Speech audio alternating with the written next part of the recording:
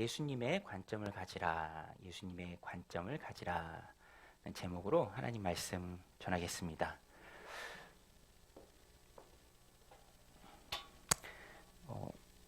관점이라는 말이 있습니다. 관점. 관점. 예. 관점이 영어로 뭘까요? 관점. 예. 우리 중학교 아이들 알 것 같아. 관점이 영어로 뭐죠? 관점? 예. 관점. 예. 뷰포인트라고 하죠. 뷰포인트. 영어로 하면은 좀 더 이해가 쉬운 말이기도 해요. 보는 관점. 사람마다 관점이 다 달라요. 똑같은 사안이더라도 관점이 다르니까 해석이 다르고 그 일에 대해서 나오는 행동도 달라집니다. 뷰포인트, 어디에 초점을 맞춰서 보느냐에 따라서 똑같이 느끼지 않는다, 다르게 받아들인다라는 거예요. 예, 제가 이렇게 단지에서 왔다 갔다 하다 보면은 저희 아이들 볼 때도 있어요. 근데 어젠가 이렇게 둘째를 만났어요. 이제 저 앞에서 걸어오는데 양옆에 친구들이랑 가운데서 걸어오더라고. 예. 근데 저는 이제 반가운데 친구들이 있으니까 표현을 잘해야 된단 말이야, 그죠? 뭐 그냥 지나가기도 그렇고 또 그래서 안녕 그랬더니 안녕하세요 이렇게 인사를 하더라고요. 예. 안녕하세요 인사를 받았습니다. 안녕하세요. 근데 이렇게 인사하고 걸어오면서 양옆에 있던 친구들이 웬 아저씨가 안녕하니까 잘 모르니까 그죠? 뭐 어떻게 생각했을까? 뭐 저 나름대로 좀 생각을 하면서 그 일이 너무 재밌는 거예요. 저는 안녕하세요 서로 인사한 게. 그래서 아내한테 전화해서 이런 일이 있었다. 근데 아마 양옆에 있는 그 친구들이 어떻게 생각했을까? 뭐 저가 생각하는 관점이 다르고 아내가 생각하는 관점이 다르죠. 뭐 저는 뭐 긍정적으로 생각했겠죠. 근데 뭐 아내는 아유 그냥 동네 아저씨요, 동네 아저씨. 그러면서 좀 이렇게 얘기해요. 아유 저 대머리다. 대머리다. 웃으시라고 드린 얘기입니다. 웃으시라고.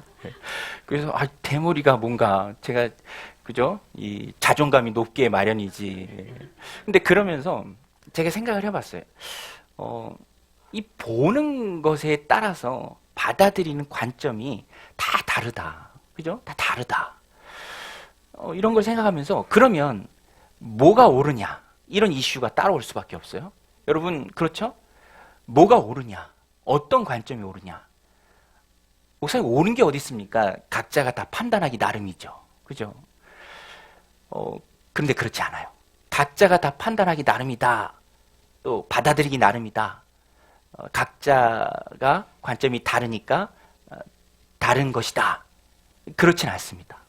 왜냐하면 물론 일상생활의 본질이 아닌 것에 대해서는 각자 죄가 아닌 이상 각자의 관점대로 받아들이고 판단하는 것이죠. 그러나 만약에 거기에 그냥 개성을 존중하고 인정해 준다면 사사기로 돌아가는 거예요. 사사기. 사사기에 자주 등장하는 말이 뭡니까? 사람들이 자기 소견에 옳은 대로 하더라. 하나님이신 왕이 계신데 그 왕이신 하나님을 왕으로 받아들이지 않으니까 자기 소견에 옳은 대로 하더라. 뭐 절대적인 기준이 사라져 버리는 거죠. 그렇죠, 여러분? 지금도 동성애 같은 경우가 대표적이잖아요. 그런데 여러분, 아니에요. 옳은 관점이 있습니다. 바른 관점이 있어요. 여러분, 내가 생각하는 것이 항상 옳다라는 것을 우리가 내려놓을 수 있어야 돼요. 그리고 바른 관점, 옳은 관점에 맞춰야 합니다. 그러면 바른 관점, 옳은 관점은 무엇입니까? 뭐가 바른 관점이죠? 무엇이 옳은 관점입니까? 예수님. 예수님 말씀하시는 것. 예수님이 생각하시는 것. 예수님이 행하시는 것. 항상 옳으신 분, 항상 바르신 분. 그분을 하나님이 우리에게 주시고 완전하시고 온전하신 사람이신 예수님을 통해서 우리가 샘플로 배울 수 있는 거예요. 예수님이 뭘 생각하시는가? 예수님이 어떻게 말씀하시는가? 여러분 복음서에 보면은요 신기해요. 예수님이 생각하는 것과 사람들이 생각하는 것, 특별히 가까이 있는 제자들이 생각하는 것하고도 차이점이 굉장히 많습니다. 사실 복음서를 통해서 우리가 배우는 게 그거예요. 똑같은 일이지만 이 일에 대해서 예수님이 어떻게 생각하시는가? 예수님의 관점. 예수님이 항상 옳으시니까 거기에 맞춰야죠. 시간은 다 틀리잖아요. 그런데 기준이 되는 시간이 있잖아요. 거기에 맞추는 것처럼 우리의 생각, 우리의 관점 항상 오르신 예수님께 맞춰야 합니다.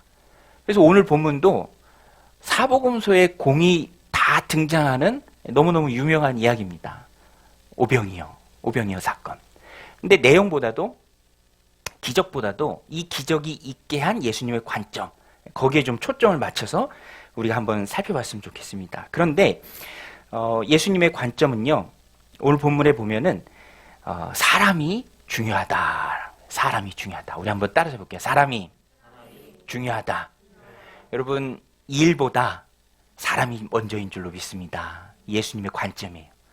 오늘 보면 30절에서 32절 기적을 있게 한 주님의 관점이 먼저 나옵니다. 관점이 기적을 이끌어요. 제자들을 이끕니다. 그것이 뿌리예요. 30절, 32절에 잘 나와 있습니다. 우리 같이 한번 읽겠습니다. 30절, 32절 시작.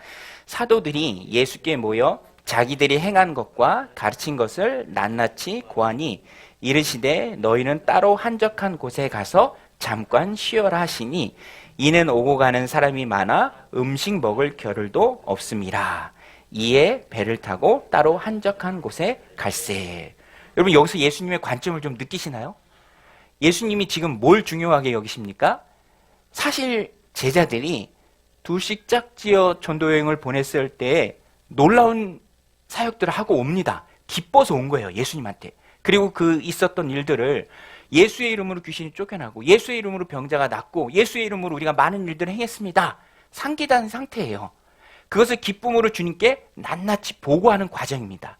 그런데 예수님은 그 보고보다도 피곤하고 지쳐있고 그런 제자들의 모습이 안쓰러웠고 그 제자들이 몰려드는 사람으로 인해서 지금도 쉬지 못하면 안 되겠기에 제자들에게 쉼을 주시길 원하셨어요. 그러니까 여기서 우리가 발견하는 주님의 관점은요, 주님께는 제자들이 행한 그 일보다도 제자들 자체가, 제자들이 훨씬 더 소중하고 귀했다라는 거예요.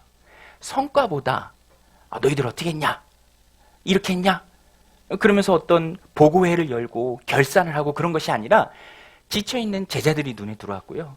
그 제자들이 쉴 수 있도록 너무 사람들이 많으니까 일에 치이니까 음식 먹을 겨를도 없으니까 따로 배를 타서 한적한 곳으로 가실 만큼 주님께는 제자들이 먼저였습니다.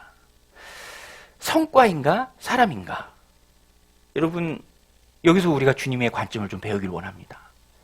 일인가 사람인가? 여러분, 뭘 얻기를 원하십니까? 주님은 사람이었어요. 사람. 저는 이 말씀 준비하면서 예전에 들었던 이제 부모님들이 자주 하는 그런 실수에 관한 이야기인데 기억이 났습니다. 어떤 학생이, 시험 보는 학생이 수학을 100점 맞은 거예요. 여러분, 수학 100점 맞으면 얼마나 좋아, 그쵸? 그 엄마한테 빨리 말해주고 싶잖아요. 너무 기뻐서 또 기대하는 마음으로 우리 엄마가 얼마나 좋아할까?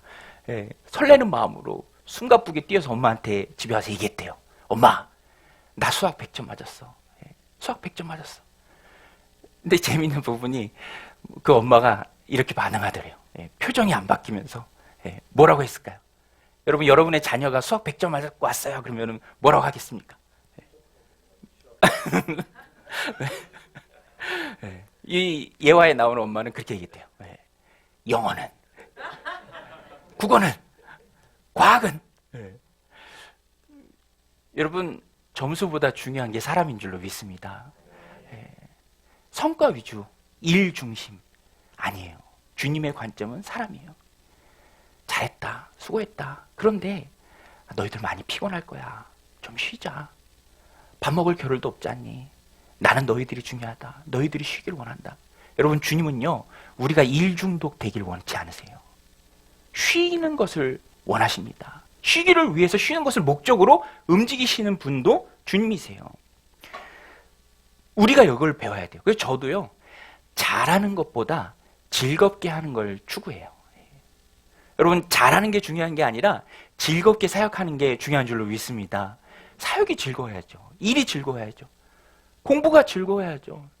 주님을 위해 하는 것이 즐거워야 합니다. 주님이 원하시는 게 바로 그거예요.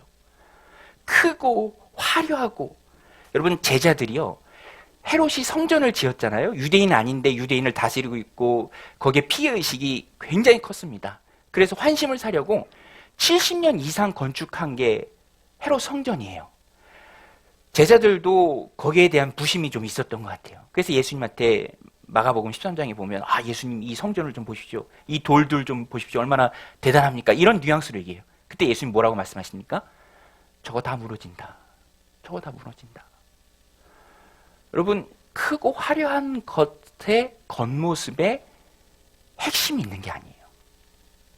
여러분, 너무 잘하고, 그죠? 너무 화려하면 저는 좀 불편하던데요. 예. 저 이면에 저거 하려고 얼마나 많은 불필요한 그런 에너지들이 많았을까. 예. 저는 좀 불편하더라고요. 아니, 뭐 좀 실수도 하고, 좀 어설프기도 하고, 그렇지만 서로 웃으면서 즐겁게 하는 그 자체가 귀한 것이지. 그 공산국가에서 막 카드 섹션 하고, 열병식 하고 그런 거 보면은 멋있나요? 예. 저거 하려고 얼마나 고생했을까. 제 초등학교 다닐 때는요, 기계체조라고 갑자기 선생님들이 나오라고 하더니 체육대회 준비한다고 기계체조라는 걸 시키는데 막 애들이 3단으로 쌓고요. 뭐 가벼운 애가 막 위에 가서 막 팔 벌리고 있고 막 그러다 떨어지고, 제가 어린 마음에도 아니 학교가 이래서 되나? 뭐 그런 마음이 들 정도로 다 보여주기식이잖아요. 보여주기식. 여러분, 주님은요, 보여주기식이 아니라 사람을 더 소중히 여겼습니다. 사람을. 오늘 우리도 그래서 배워야 돼요. 오늘 우리도. 여러분, 이런 거는요, 세상에서도 잘해요. 세상에서도 저희 막내가 이제 받아쓰기 시험 보더라고요. 매주 화요일마다. 100점 맞을 때도 있고 하나 맞을 때도 있어요. 10개씩 시험 보는데. 근데 학교 선생님이 그랬대. 최선을 다했으면, 노력했으면 점수는 중요하지 않다. 애가 거기에 확 박혔어요, 이제. 언젠가는 하나 맞고 왔어, 하나. 10개 중에서 하나. 그래도 노력했으면 괜찮은 거래. 노력했는데 어떻게 하나를 맞지? 근데 그러면 약간 부끄럽지 않냐? 아니래요. 점수 안 알려준대. 친구들이 물어보면 물어보지도 말라고 한대, 학교에서. 철저히 이제 가린 거죠. 여러분, 세상도 그래요. 세상도. 점수보다 사람이다. 여러분, 일보다 점수보다 성과보다 열매보다 사람인 줄로 믿습니다. 그것이 주님의 관점이에요. 그래서 우리는 선택을 잘해야 됩니다. 제가 전에 사역할 때 이렇게 뵌 분 중에 굉장히 가까운 사이였는데, 뭔가 이렇게 소개하고 어떤 중개를 하면서 이제 좀 사이가 멀어진 거예요. 근데 거기서 이제 선택할 때가 있잖아요. 선택을. 이 재정적 손실이냐 아니면 사람이냐. 그런데 그럴 때 우리가 참 선택을 잘해야 합니다. 선택을. 많은 경우에서 이렇게 보면은요, 사람을 잃어요. 그렇다고 또 재정적인 손실도 회복할 수 있는 거, 그렇지도 않아요. 결국엔 두 가지를 다 잃을 때가 참 많이 있습니다. 사람을 잡으면 오히려 회복의 기회가 됩니다. 사람을 붙들어야 돼요. 사람을. 일이 아니라 사람. 한 영혼 한 영혼 우리가 참 많이 말하잖아요. 그런데 그 한 영혼 한 영혼 할 때 그 진정한 의미는, 한 영혼, 양 100마리가 있는데 한 마리를 잃어버린 거예요. 그럼 몇 마리가 남았습니까? 100마리 중에 한 마리 잃어버리면 몇 마리가 남았죠? 99마리가 남았잖아요. 한 마리와 99마리를 놓으면 비교가 됩니까?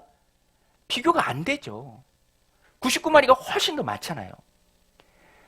거기서 위안을 얻는 것이 아니라, 내가 이 99마리를 누구한테 맡기더라도 잃어버린 그 한 마리에게 영혼이, 마음이 가 있기 때문에 한 마리를 찾아 나서는 거예요. 그 수고를 아끼지 않는 거예요. 아, 난 아직 99마리 있어. 10마리 잃어버리면 어때? 아직 90마리 있는데? 아직 많아. 그 마음이 아닌 거예요. 주님의 마음이, 주님의 관점이 한 영혼입니다.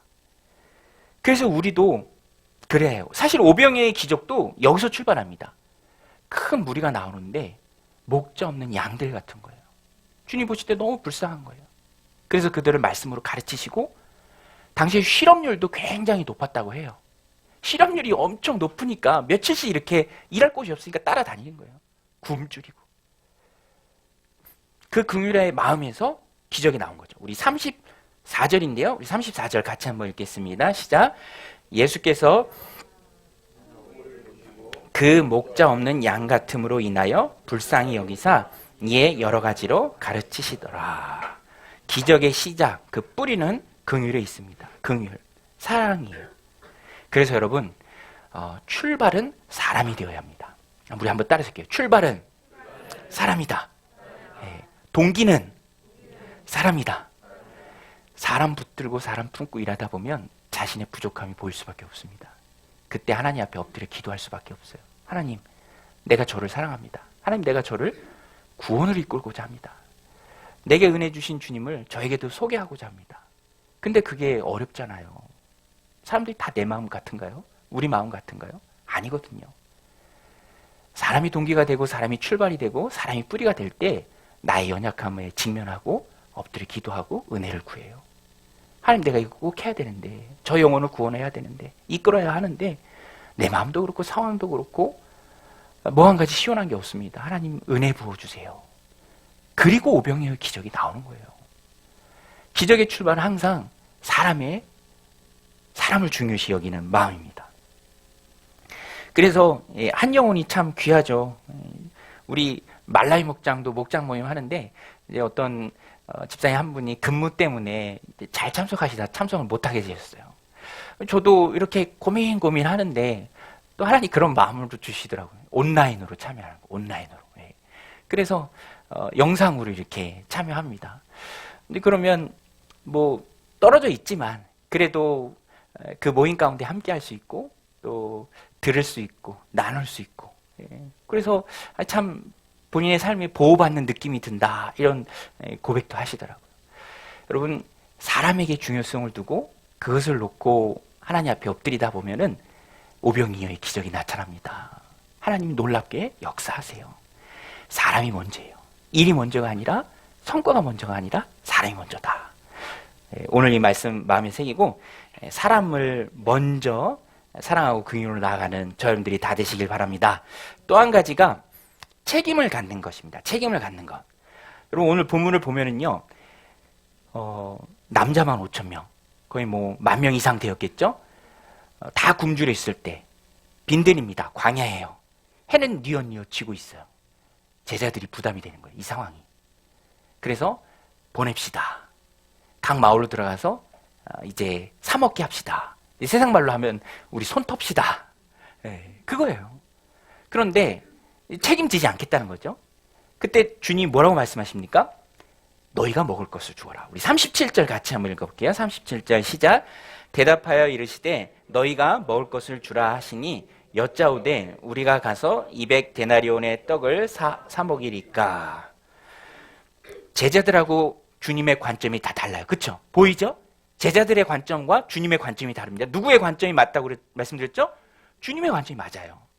책임지는 것. 너희가 한번 해봐라. 너희가 해봐라. 그러니까 제자들이 화들짝 놀라잖아요. 200데나리온. 데나리온 하나가 노동자의 하루 품삯이니까 10만 원만 쳤을 때도 굉장히 많죠. 그리고 거의 8개월 분의 임금에 해당하는 큰 금액입니다. 예수님, 여기 빈들이고 혹시 우리가 마을에 가서 빵을 사온다 한들, 파리바게트나 뚜레쥬로 요새 빵값 얼마나 오르는지 주님 아시잖아요. 200데나리온이에요. 200데나리온. 이게 주님과 예수님과 제자들의 관점의 차이예요. 근데 주님의 관점이 맞죠. 그것이 무엇입니까? 너희가 해라. 책임을 주는 거예요. 내 책임이라는 거예요. 너희 책임이라는 거예요. 손 털면 안 된다라는 거예요. 그런데 여러분, 200데나리온이 어디 있습니까? 제자들이. 사실 굉장히 상식적인 말이잖아요. 어떻게 보면 합리적이기까지도 합니다. 그런데 주님이 원하신 건 제자들 스스로 노력해서 없는 거 막 긁어 모아서 섬기라, 그게 아닙니다. 이 상황을 가지고 다시 주님 앞에 나오기를 원하셨어요. 여러분, 우리의 책임이 있지만 우리가 책임지는 것이 아니라 주님의 책임이 지도록, 주님이 책임이 되도록 우리는 주님 앞에 다시 들고 나가야 돼요. 주님이 말씀하실 때 내가 가진 상황을 들고 주님께 맡겨야 합니다. 주님을 의지해야 돼요.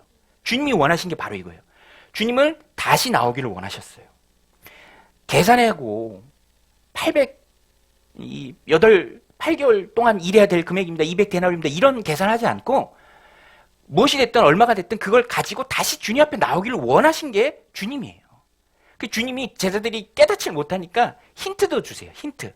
너희는 걱정하지 말고 순종만 해라. 그래서 38절에 보면 가서 보라 이렇게 말씀하십니다. 우리 38절도 같이 한번 읽겠습니다. 시작.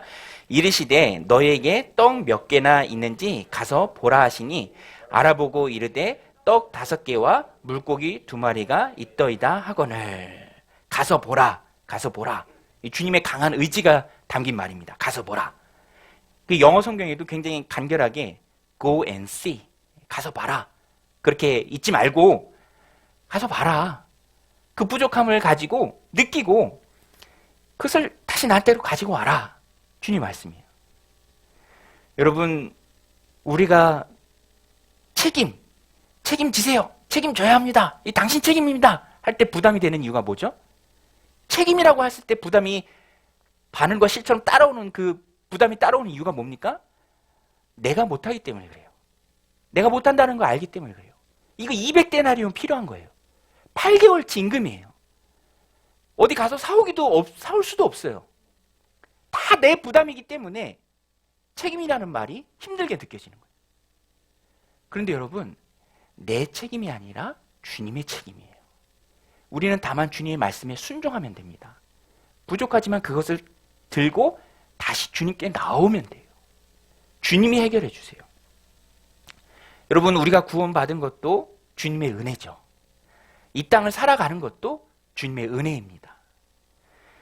그래서 이제 목사님들의 목사님이라고 이제 알려지신 우리 최영규 목사님, 이제 30대에 이제 예수님을 인격적으로 만나고 이제 그리스도인이 되는 그런 한 걸음 앞에 있었어요. 결정만 하면 돼. 근데 마지막까지 결정하기 힘든 게 뭐냐면, 예수님 믿는데 예수님이 내 죄를 대신 갚아주시고 내가 구원 받는다라는 거 다 믿어지는데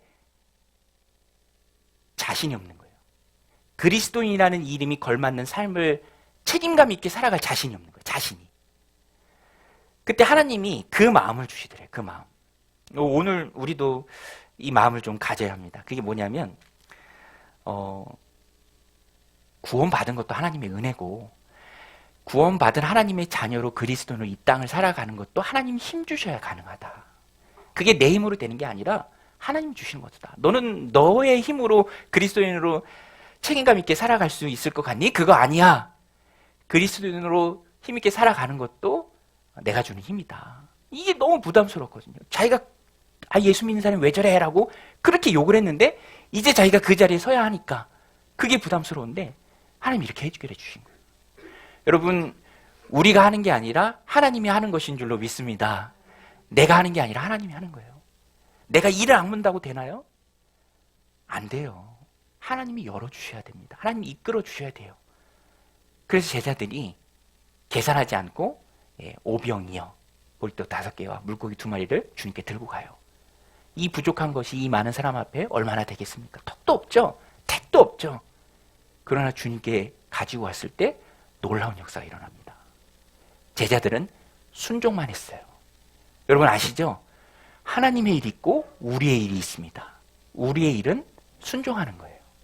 역사는 하나님이 일으키십니다. 오늘 본문에 보면은요, 오병이어 부족해요. 남자만 5,000명이에요. 2만 명 언저리입니다.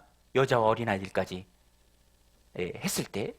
그런데 예수님께서 안치래요. 사람들을 안치래. 그런데 그 안치래요라는 단어가 아나클리노입니다. 아나클리노. 안치라. 아나클리노. 그런데 이게 비스듬히 누워서 식사하는 모습입니다. 유대인들은요, 비스듬히 누워서 식사했어요. 비스듬히 누워서. 우리는 아이들이 막 누워서 뭐 하면은 혼내잖아. 등짝 스매시 날리잖아요. 근데 이게 어떻게 보면 성경적이야. 그죠? 근데 문화가 다르니까 우리나라에서는 그렇게 하면 안 됩니다. 근데 유대인 문화는요, 비스듬히 누운 거예요. 사람들을 50명씩 100명씩 아나클리노, 비스듬히 다 누웠어요. 그게 잔치 때 하는 자세고 이제 곧 잔치가 벌어진다라는 그런 세팅이에요. 잔치의 세팅. 그러니까 우리 식으로 하자면은 먹을 건 하나도 없는데 막 젓가락을 나눠주는 거예요. 먹을 건 하나도 없는데. 그런데 순종합니다. 믿음으로 순종을 해요. 그리고 주님이 그 부족한 것을 가지고 기도하시고 감사하시고 떼어 제자들에게 주시고 제자들이 앉은 그 무리대로 다 나눠줬을 때 모든 사람들이 배불리 먹고 12광줄이나 남았다. 순종만 하면 됩니다. 아니 목사님 그거 어떻게 잔치 대용으로 막 안 쳐요? 그러다 안 되면 어떻게 해요? 그걸 우리가 왜 생각합니까? 역사하시는 분은 하나님이에요. 책임지시는 분은 주님이십니다. 우리는 순종만 하면 돼요. 자, 이제 식사할 거니까 아나클리노 비스듬히 누워서 식사할 준비하세요. 손 씻으세요. 젓가락 드세요. 놀라운 천국의 만찬이 이루어질 것입니다. 여러분, 우리는 순종만 하면 되고 그 순종을 통해서 하나님이 놀랍게 역사하십니다. 책임지시는 분은 주님이세요. 얼마나 쉬워요. 순종만 하면 됩니다. 우리가 순종할 때 주님이 책임져 주실 줄로 믿습니다. 사람을 먼저 품을 때 오병이어의 기적이 일어날 줄로 믿습니다. 우리 말씀 붙들고 같이 한번 기도했으면 좋겠습니다. 하나님, 우리가 주님의 관점 갖기를 원합니다. 일보다 사람을 얻는 게 먼저입니다.